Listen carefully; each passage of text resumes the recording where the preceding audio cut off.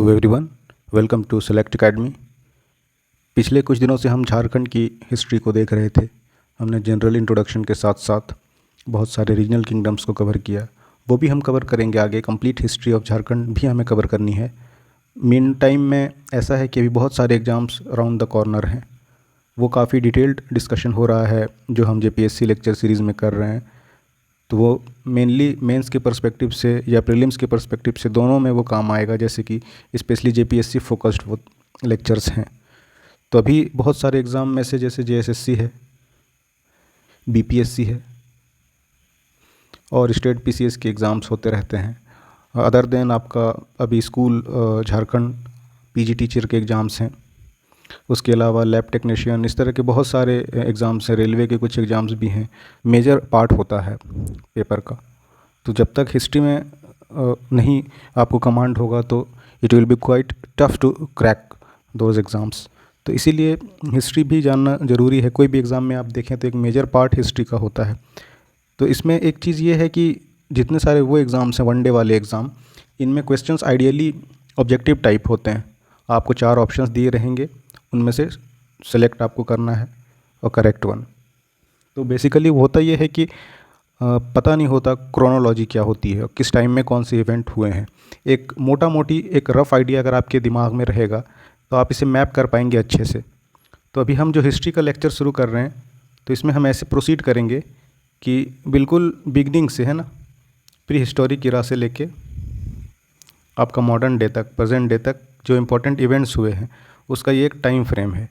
तो एक बार हम ये देख लेंगे। उसके बाद जब आप इस लेक्चर को देख लें अच्छे से तो एक आपके दिमाग में एक मैप ऑर्डरली वे में फॉर्म हो जाएगा कि कौन सा इवेंट कब हुआ। जैसे मान लीजिए अभी आपको पता नहीं है कि 1857 के रिवोल्ट में लखनऊ में मेजर कौन थे फिगर, और उससे क्वेश्चन आ गया रिलेटेड कि इनमें से कौन एक प्रोमिनेंट फिगर थे उस दौरान रिवोल्ट के टाइम पे। तो इट माइट बी एक टफ क्वेश्चन फॉर यू। तो अगर आपको पता होगा कि हाँ कुछ कुछ सेंटर्स थे, जैसे मेरठ था, लखनऊ था, कानपुर था, है ना, 1850 बिहार के कुछ सेंटर्स थे, तो आप समझ पाएंगे कि ये क्वेश्चन कहाँ जाके फिट बैठेगा और आप एक कैलकुलेटेड गेस भी लगा सकते हैं। तो इस वीडियो में और आने वाले वीडियोज़ में हम हिस्ट्री को कवर करेंगे। पहले हम हिस्ट्री का टाइमलाइन देखेंगे अच्छे से, किस पीरियड में कौन सा इवेंट हुआ है, उसके क्या इंपॉर्टेंस रहे हैं, और उसके बाद हम सारे एमसीक्यूज़ कवर करेंगे। अच्छा, एमसीक्यूज़ सारे जो हम कवर करेंगे वो एनसीईआरटी के ऑब्जेक्टिव्स होंगे, क्लास 6 से लेकर क्लास 10 तक। चैप्टर वाइज हम कवर कर लेंगे। जैसे 6 में बेसिक इंट्रोडक्शन है एंशिएंट हिस्ट्री के, उसके बाद वाले में मेडिवल है, फिर मॉडर्न है, ऐसे करके। तो हम क्लास वाइज सारे हिस्ट्री के क्वेश्चंस को ऑब्जेक्टिवली डिस्कस कर लेंगे। तो फिर कहीं से क्वेश्चंस आएगा, मोस्ट ऑफ द क्वेश्चंस आपको एनसीईआरटी से पूछे जाते हैं, तो उसे हम धीरे धीरे सारा कवर कर लेंगे। तो ये एक मैंने आपको कैसे हाउ विल बी प्रोसीड मैंने बता दिया है। होप आप इसके साथ बने रहेंगे। इसके लेक्चर को अच्छे से सुनिए, अच्छे से देखिए, ज़्यादा से ज़्यादा शेयर करिए और ये आपके लिए काफ़ी बेनिफिशियल होंगे। All right, let's get started.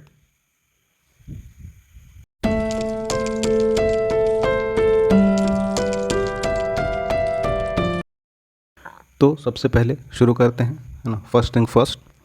तो 2 मिलियन बीसी, है ना, से लेके 10,000 बीसी तक पैलियोलिथिक। अब आपको पता होगा कि पैलियोलिथिक हिस्ट्री को डिवाइड किया गया है 3 पार्ट में, for the sake of convenience, कि हमें इंपॉर्टेंट चीज़ें याद रहे।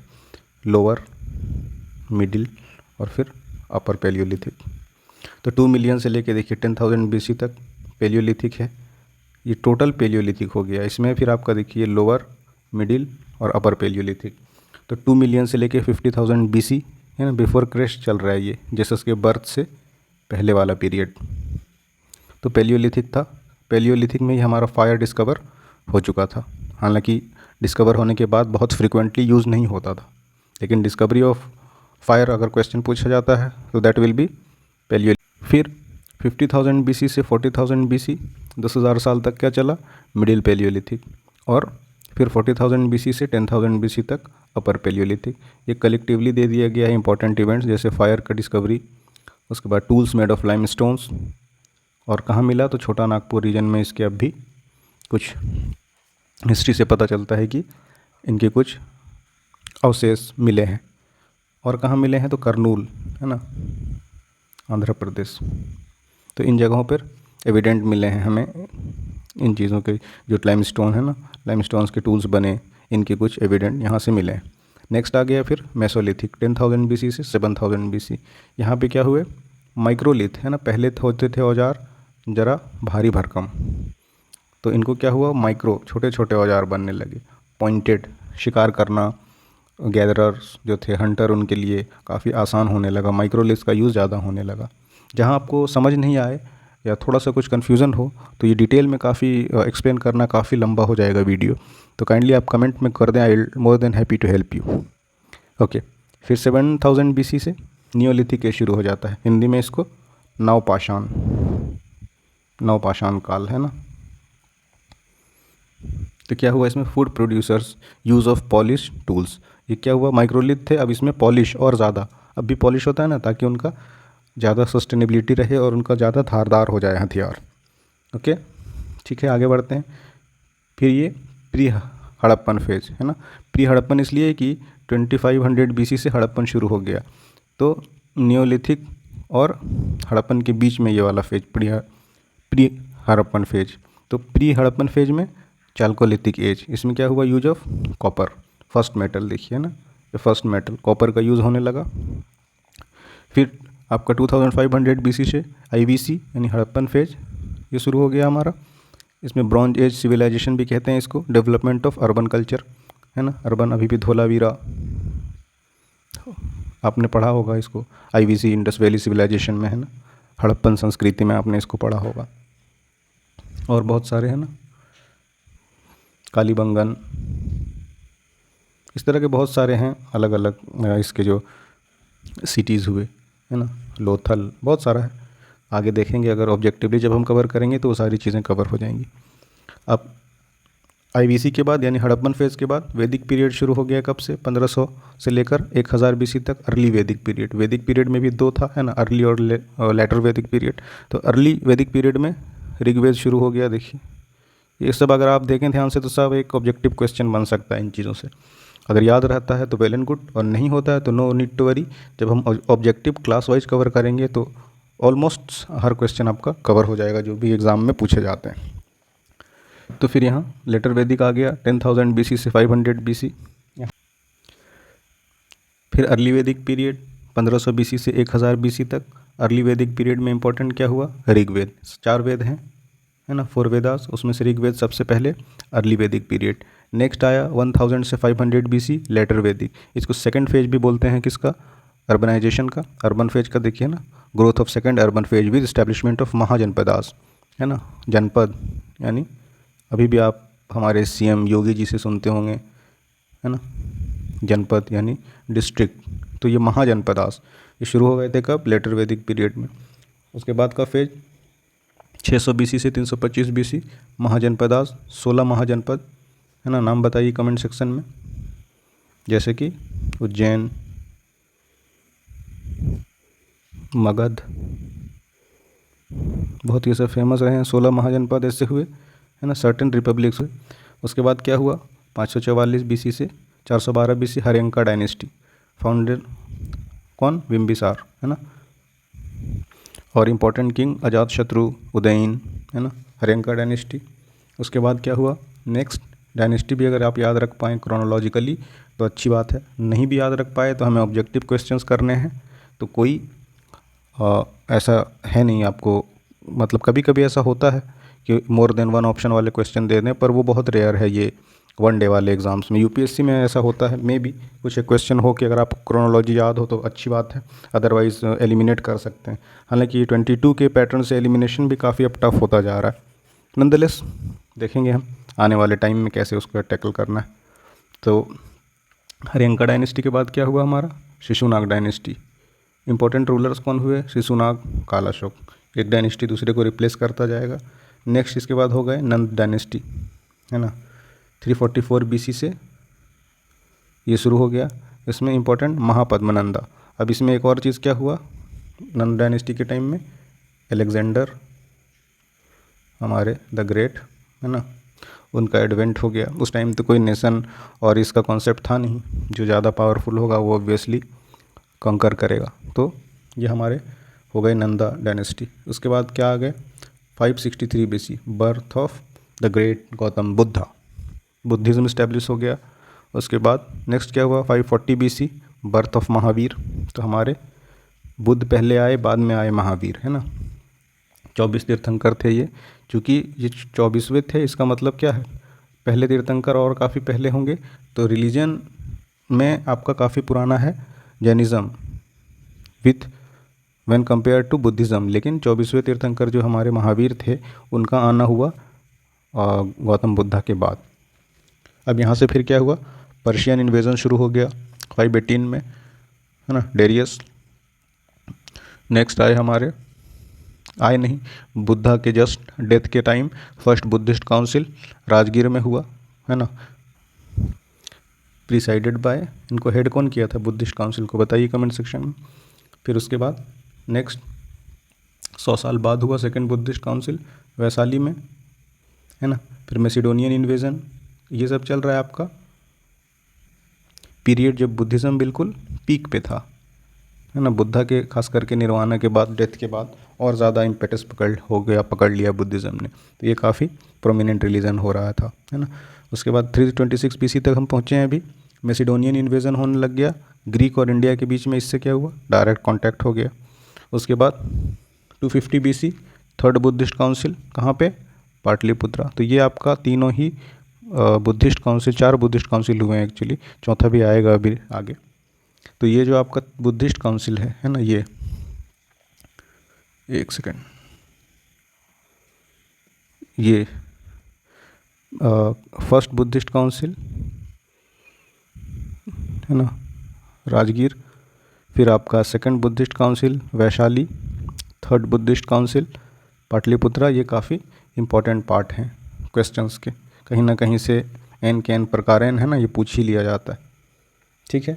अब इसमें क्या हुआ फिर, इसके बाद मौर्यन पीरियड शुरू हो गया, थर्ड बुद्धिस्ट काउंसिल हुआ। उसके बाद नहीं, एक्चुअली उससे पहले ही बुद्धिज़्म और ये मौर्य का काफ़ी पुराना रिलेशन रहा है, मतलब काफ़ी बिगनिंग से ही। तो देखेंगे हम कि क्या क्या हुआ है ऑब्जेक्टिव वाले क्वेश्चंस में ज़्यादा ये इंपॉर्टेंट, एक्चुअली टाइम पीरियड सिर्फ मैपिंग में कन्वीनियंट हो, इस वजह से हम कवर कर ले रहे हैं ना। तो फिर ये आपका मौर्यन पीरियड कब से कब तक है, 322 BC से 73rd BC, इसके बाद आ गए थे हमारे कानवास। तो बुद्धा का बर्थ 563 BC में ही हो चुका है ना, और आपका मौर्यन काफ़ी लेट में शुरू हुआ है 322 BC में। तो 322 BC से 185 BC मौर्यन पीरियड।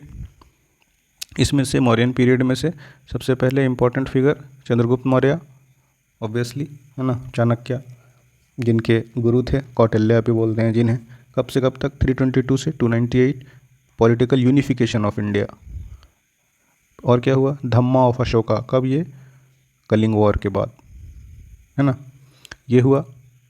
नेक्स्ट हमारे आए बिंदुसार, फिर अशोक, फिर लेटर मौर्यंस। लेटर मौर्यंस क्यों, क्योंकि अशोक के बाद कोई वैसे कंसोलिडेट करने वाले किंग थे नहीं जिन्हें एक नाम से जाना जा सके प्रोमिनेंटली कि ये थे एक बड़ी फिगर जैसे अशोक थे, छोटे छोटे हुए किंग्स, तो इस वजह से लेटर मौर्यंस। नेक्स्ट क्या हुआ, मौर्य के बाद हमारे सुंग डायनेस्टी, है ना, इसके इंपॉर्टेंट पुष्यमित्र सुंग, ऑब्वियसली, ठीक है।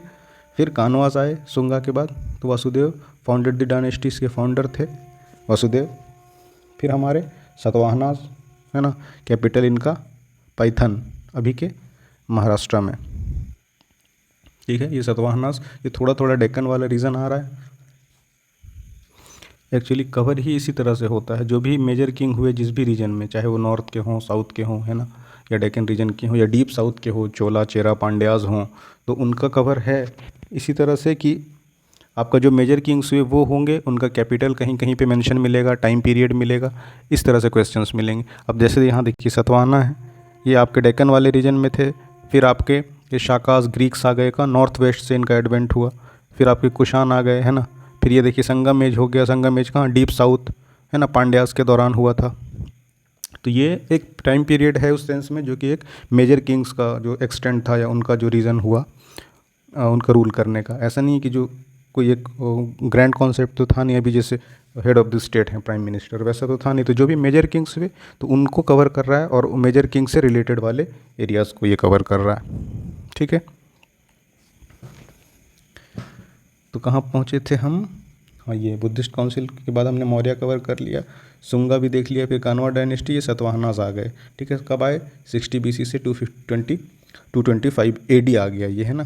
जो BC से AD का ट्रांजिशन वाला फेज है ये।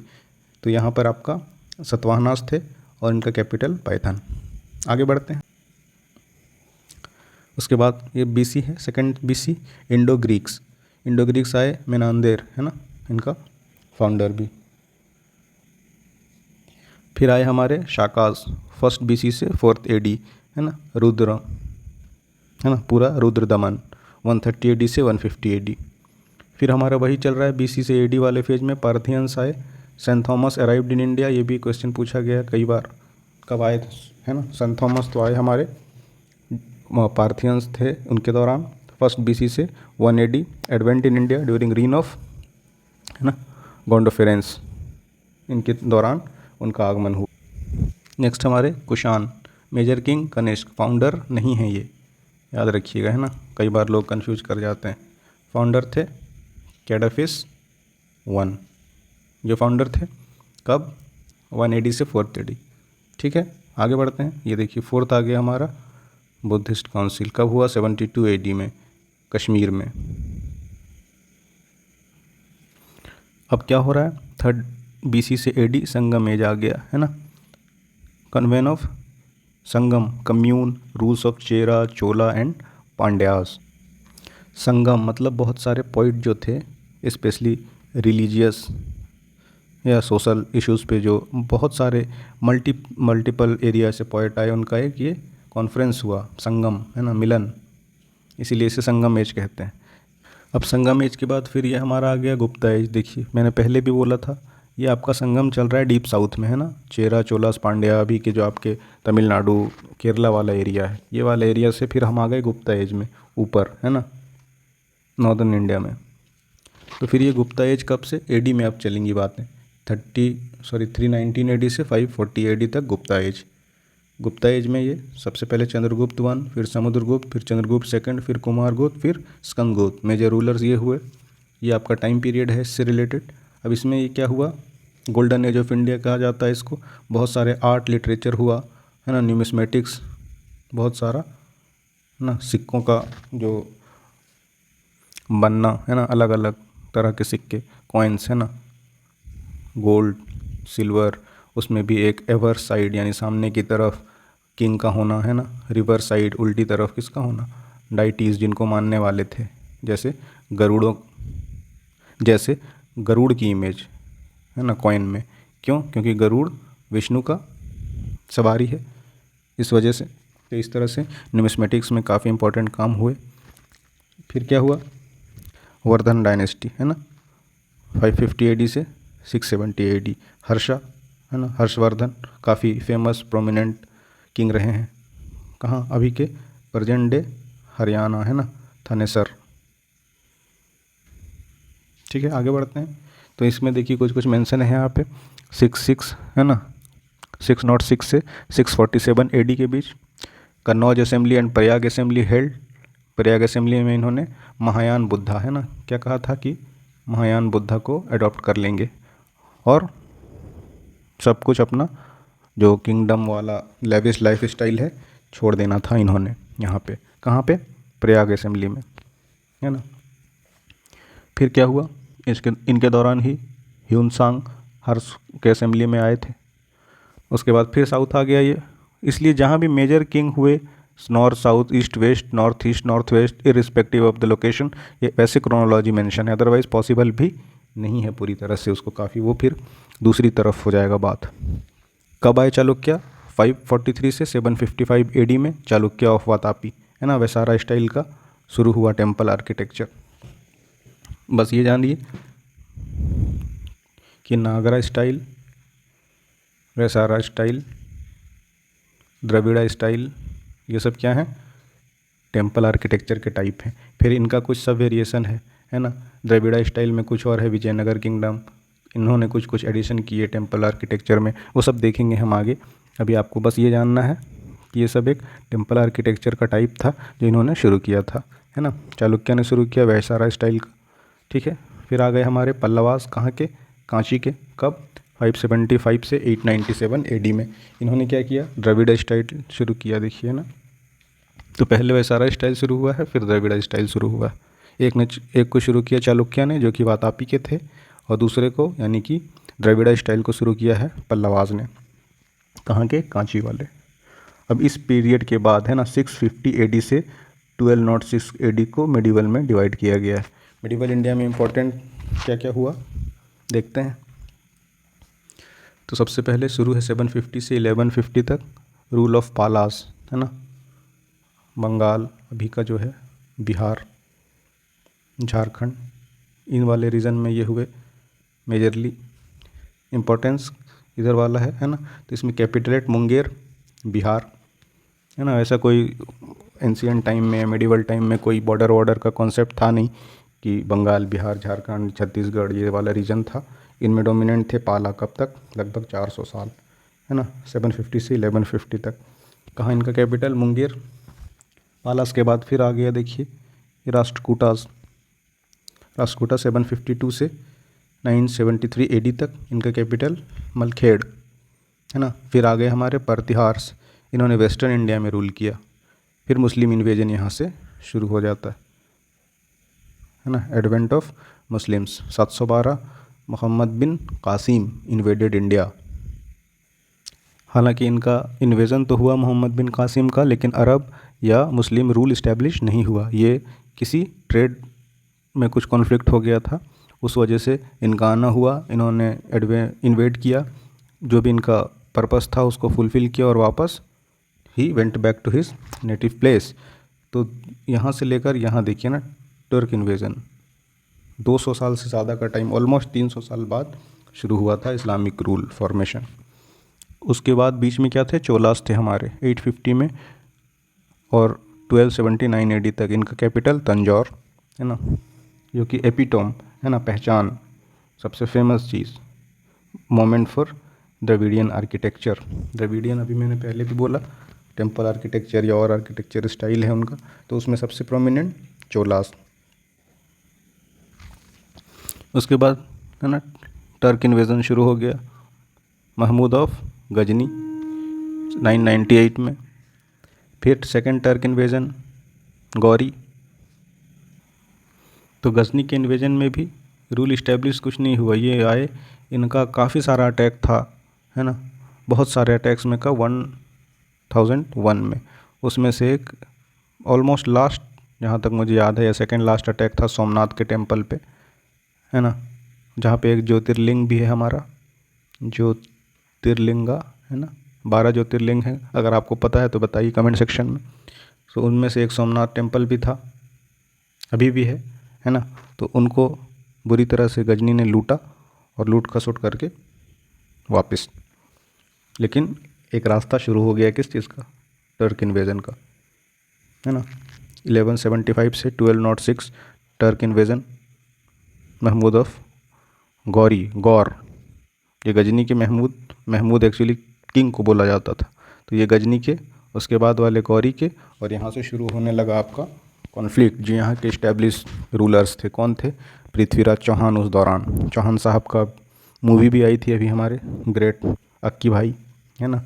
तो पृथ्वीराज चौहान से उनका हुआ पहला बैटल ऑफ तराइन 1191 में। पहला बैटल ऑफ तराइन 1191 में पृथ्वीराज चौहान और गौरी के बीच में, है ना। इसमें क्या हुआ? गौरी गॉट डिफीटेड, लेकिन नेक्स्ट ईयर ही उन्होंने फिर से अटैक किया 1192 में। और इस बार क्या हुआ? Prithviraj Chauhan second battle of Tarain 1192 में हार गए और गौरी जीते, और जाते जाते सौंप गए अपना किसे? कुतुबुद्दीन ऐबक को, जो कि उनका ग़ुलाम था, कि ये तुम संभालो, मैं चला अपने देश, मैं चला। तो यहाँ से शुरू हो गया हमारा स्लेव डायनेस्टी, है ना, दिल्ली सल्तनत पीरियड, है ना, 1206 से 1526। मुग़ल से पहले दिल्ली सल्तनत, तो इसमें फिर से कुतुबुद्दीन ऐबक कब? 1206 से 1210 AD, known as Lal Bakhsh, began the construction of Qutub Minar. 3 लोगों के कंट्रीब्यूशन से कुतुब मीनार बना है। उनमें से शुरुआत कुतुबुद्दीन ऐबक कुतुबुद्दीन ऐबक, पर वो इनके नाम से नहीं बना है ना, वो एक सूफी सेंट थे, उनके नाम से ऐबक ने शुरू किया था। देखते हैं इसमें मिलेगा तो ठीक है, अदरवाइज़ भी देखेंगे, हमें कहीं ना कहीं मिल ही जाएगा वो सब डिटेल। अभी इसको शॉर्ट रखते हैं, आगे बढ़ते हैं। नेक्स्ट 1211 से 1236 इल्तुतमिश, है ना, रियल फाउंडर ऑफ दिल्ली सल्तनत, है ना, यहाँ से शुरू हो जाता है दिल्ली सल्तनत का सॉलिड इस्टेब्लिशमेंट। फिर इल्तुतमिश की बेटी Razia Sultana, first and only Muslim lady who ever ruled India, पहली भी थी और आखिरी भी थी। कौन? रज़िया सुल्ताना 1236 में ही रूल कर चुकी हैं, और वीमेन एम्पावरमेंट की बात अब तक होते रहती है ना, औरतें ये करती हैं, ये नहीं कर सकती, ये नहीं करना चाहिए, सोशल बैरियर हज़ार लगा दिया गया है। नॉनदलेस फ़िलहाल वो हमारा टॉपिक नहीं है, तो आगे बढ़ते हैं हम। फिर उसके बाद क्या हुआ, उनके दौरान कुछ कुछ वीक सक्सेसर आए 1240 से 66 तक, लेकिन अल्टीमेटली गयासुद्दीन बलबन आए कब? 1266 में। दीवाने अर्ज़ इन्होंने इस्टेब्लिश किया। क्या था दीवाने अर्ज़? ये था डिपार्टमेंट ऑफ मिलिट्री, ये शुरू किया बलबन ने। अब बलबन के बाद हमारे खिलजी डायनेस्टी, है ना, मूवीज़ देखते ही होंगे, उसमें से अभी खिलजी बिनते दिल, है ना, तो देखेंगे। फाउंडर उससे पहले जलालुद्दीन खिलजी, खिलजी डायनेस्टी के फाउंडर, ये देखिए, है ना, मेंशन। फिर आए अलाउद्दीन खिलजी 1296 से 1316, मूवी में देखा ही होगा कि अपने ही इनको कत्ल करके मैनी एडमिनिस्ट्रेटिव रिफॉर्म्स, ये काफ़ी फेमस है ना, रिफॉर्म्स एक्चुअली बहुत ज़्यादा हुए इन्होंने। पूरा अभी जो मॉडर्न कॉन्सेप्ट है ना, मार्केट रिलेटेड, जैसे दाग सिस्टम है ना, ब्रांडिंग, वो शुरू किया। देखिए, है ना, दाग, चेहरा सिस्टम, ये सब इन्होंने मार्केट कंट्रोल के लिए भी काफ़ी चीज़ें इन्होंने इनोवेशंस लाए, खास करके जब मंगोलों का हो रहा था बहुत ज़्यादा इन्वेजन, तो इन्होंने अच्छी तरह से डिफेंड भी किया था।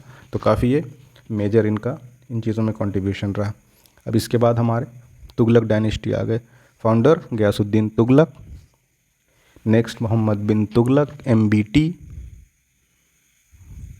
है ना, introduction of administrative reforms and certain ambitious projects. लेकिन इनकी बदकिस्मती ये थी कि जो भी इन्होंने इनोवेशंस लाया, है ना, या रिफॉर्म लाया, ऑलमोस्ट सब फेल। जैसे कैपिटल शिफ्ट किया दिल्ली से महाराष्ट्र, है ना, मंगोलों के ही अटैक के डर से, वो फेल्योर। और जो भी रिफॉर्म लाया, जैसे डिपार्टमेंट ऑफ एग्रीकल्चर बनाया इन्होंने, है ना, तो इनोवेशंस और एडमिनिस्ट्रेटिव रिफॉर्म तो था, एम्बिशियस प्रोजेक्ट्स काफ़ी थे डेवलपमेंट को, अपने किंगडम को फैलाने के लिए और उसमें प्रोस्पेरिटी लाने के लिए, लेकिन मेजरली प्रोजेक्ट सारे फेल रहे। अब उसके बाद फिरोज शाह तुगलक 1351 से 1388 AD बिल्ट ग्रेट सिटीज़, है ना, आज भी तुगलकों की बनाई तुगलकाबाद, है ना, दिल्ली में फिरोज शाह तुगलक, है ना, तो ग्रेट सिटीज़ बनाया अब तुगलक में। इसके बाद क्या हुआ? तैमूर इन्वेजन, कब? 1398 से 1399 AD में। Timur descendant of Genghis Khan invaded during the reign of Mohammad Shah Tughlaq MST। Mohammad Shah Tughlaq के दौरान तैमूर का इन्वेजन हुआ। MST ये रेलवे वाला MST नहीं है, है ना, ये मोहम्मद शाह तुगलक है हमारे। उनके बाद सैयद डायनेस्टी, सैयद डायनेस्टी में फाउंडर खिज्र खान, है ना, इनको तैमूर ने डिप्यूट किया था as a governor of Multan, इन्होंने सैयद डायनेस्टी को फाउंड किया।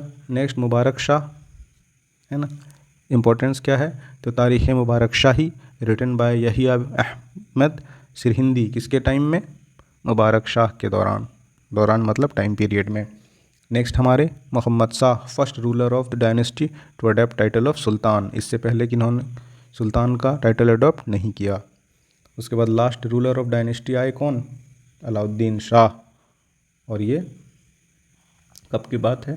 1445 से 1451 AD। अब सैयद डायनेस्टी के बाद हो गया कौन? लोधी, है ना, सैयद के बाद लोधी, लोधी के बाद मुग़ल। तो उससे मैं लोधी में देख लेते हैं क्या क्या था। अभी तक हम मिलियंस ऑफ ईयर एगो से लेकर 1451 तक पहुंच चुके हैं। तो बहलोल लोदी ऑब्वियसली ये भी काफ़ी फेमस फेवरेट क्वेश्चंस है पेपर सेटर्स का, है ना, कौन इनका फाउंडर था। बहलोल लोदी इम्पोर्टेंस देखिए ना, फाउंडर ऑफ लोदी डायनेस्टी, है ना, फाउंडर लोदी डायनेस्टी के फाउंडर। उसके बाद सिकंदर लोदी, थोड़ा सा इसको जूम आउट कर लेते हैं, है ना। सिकंदर लोदी ने क्या किया, सिटी ऑफ आगरा, कब, तो इनका टाइम पीरियड था 1489 से 1570। अब उसके बाद हमारे इब्राहिम लोदी, बाबर डिफीटेड लोदी, और यहाँ से मुग़ल शुरू हो जाते हैं बैटल ऑफ पानीपत में। तो यहाँ तक हमारे दिल्ली सल्तनत का एंड हो गया है। दिल्ली में ही, दिल्ली सल्तनत में अब कौन आएंगे, मुग़ल। अब फिर यहाँ पर आगे जाइए, आपका महाराष्ट्र और साउथ वाला एरिया, कर्नाटक वाला एरिया, दक्कन वाला एरिया, इसमें विजयनगर और बहमनी किंगडम्स, इनका चलता रहता था कॉन्फ्लिक्ट भी। तो देखते हैं पहले विजयनगर किंगडम में शुरू 1336 से 1485 में, है ना। विजयनगर में इवेंट्स कौन सा, तो ये संगम डायनेस्टी, है ना, 4 डायनेस्टी हुए फेमस, संगम, सलुआ, तुलुआ और अराविदु, है ना। देखिए संगम, सलुआ, तुलुआ, अराविदु। कृष्णदेव राय का नाम ज़रूर सुना होगा चलते फिरते कहीं ना कहीं, बताइए कौन से डायनेस्टी से थे, इन चारों में से बताइए कमेंट सेक्शन में, है ना। कृष्णदेव राय कौन से डायनेस्टी से ये थे। चलिए आगे बढ़ते हैं। उसके बाद नेक्स्ट डायनेस्टी सलुआ डायनेस्टी 1485 से 1505 AD, सलुआ नर सिंगमा। उसी तरह से तुलुआ डायनेस्टी वीर नरसिम्हा। नेक्स्ट हमारे Krishnadeva Raya, gifted scholar, contemporary of Babur, ये भी एक क्वेश्चन होता है KDR, है ना। कृष्णदेव राय किसके कॉन्टेम्प्ररी थे, तो बाबर के। उसके बाद विजयनगर किंगडम में नेक्स्ट जो डायनेस्टी आई वो अराविदु डायनेस्टी थी। जैसे दिल्ली सल्तनत में लोधी हुए, है ना, खिलजी हुए, ऐबक्स हुए, उसी तरह से विजयनगर जो किंगडम था उसमें 4 मेजर डायनेस्टी हुई, संगम, सलुआ, तुलुआ और अराविदु। तो उसी में से जो लास्ट मेजर डायनेस्टी हुई वो थी अराविदु, जिसके फाउंडर थे तिरुमाला। अब इसी दौरान कौन सा था, बहमनी किंगडम। बहमनी किंगडम में सबसे पहले फाउंडर कौन से, तो अलाउद्दीन हसन बहमन शाह। अलाउद्दीन हसन याद रखिए या बहमन शाह याद रखिए, है ना। तो 1347 से 1358 founded the Bahmani kingdom at Gulbarga. अभी का गुलबर्गा कहाँ है, कर्नाटक, है ना। यहाँ पे इनका किंगडम था, ये वाला रीजन भी वही है इनका, इसलिए कॉन्फ्लिक्ट भी होता रहता था। फिर 1397 से 1422 AD ताजुद्दीन फिरोज शाह, बहमनी किंगडम के किंग। नेक्स्ट अहमद शाह वली 1422 से 1435 AD। ये आपका कवर हो गया मेडिवल टाइम में बहमनी किंगडम। अब फिर यहाँ से जो हमारा दिल्ली को हमने छोड़ा था, है ना, ऐसे हमारा जो मैप है ना, तो ये दिल्ली कवर हो गया सेंट्रल वाला पार्ट, है ना। दिल्ली के बाद कवर करते जा रहा है कि ये दिल्ली हो गया, फिर ये वाला रीजन हो गया। अब चूँकि दिल्ली में मेजरली पार्ट ये इनका एक्सटेंड ज़्यादा था, है ना, इधर नॉर्थ वेस्ट का सिंध विंध तक, है ना, इधर अभी प्रेजेंट डे अफ़गानिस्तान तक, इधर ये थोड़ा थोड़ा फ्रेगमेंटेड था। इधर आपका कुछ और है ना। थोड़ा और नीचे जाएंगे तो इधर का डेक्कन रीजन में कोई और है ना। आपका बहमनी किंगडम जो चल रहा है अभी गुलबर्गा कर्नाटक वाले रीजन में और है, ऊपर इधर विजयनगर एरिया में और है। तो ये काफ़ी फ्रेगमेंटेड था, इसीलिए अलग अलग मेंशन कर दिया गया है। लोधी के बाद दिल्ली में मुग़ल एम्पायर। अब दिल्ली सल्तनत के बाद मुग़ल एम्पायर इस्टेब्लिश हुआ। सबको पता होगा आप सबको 1526 का बाबर मुग़ल एम्पायर के founder, first battle of Panipat. फिर हमारे हुमायूं डिफीटेड बाय शेर शाह। बाबर के बाद हुमायूं, लेकिन हुमायूं को शेर शाह ने हरा दिया था। ये हमारे बिहार वाले। नेक्स्ट सुर एम्पायर, है ना, इनको हराया ऑब्वियसली। बीच में मुग़ल के बीच में सुर एम्पायर आ गया था दिल्ली में, सूरी वाले जिन्होंने GT रोड बनाया, है ना। तो फिर ये शेर शाह डिफीटेड हुमायूं और 40 से 55 तक इन्होंने रूल किया दिल्ली को। फिर हमारा सेकंड बैटल ऑफ पानीपत आ गया अकबर और हेमू के बीच में। फिर अकबर आ गए 1556 में, दीन इलाही, है ना, एक्सपेंडेड मुगल एम्पायर, सुलह कुल यानी यूनिवर्सल ब्रदरहुड। बताइए क्या था अकबर के टाइम में। इसके बाद हमारे अकबर के बाद जहांगीर।